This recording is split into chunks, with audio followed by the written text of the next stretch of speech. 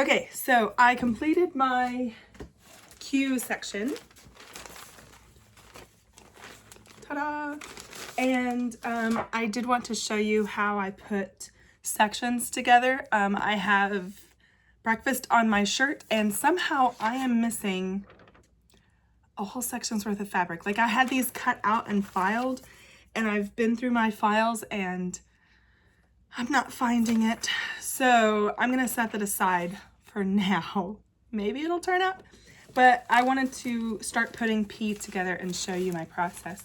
So as soon as I finish all of my sections, all of my pieces within a section, for legit kits, I don't typically trim my sections. When it's a little piece like this, I do not trim before I join. That's a different process. When I'm doing large pieces like this, I do trim. And I actually will sometimes remove the paper before joining. So I'll show you both ways. So I'm just gonna use the assembly guide in the pattern and follow those steps and put it together the way that it's illustrated.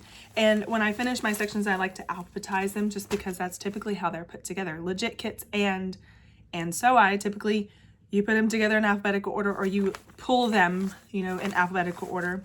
And so just by putting them in a stack alphabetical, that just kind of eliminates some searching right there. So my stack is alphabetical, I have my diagram, and I'm ready to sew.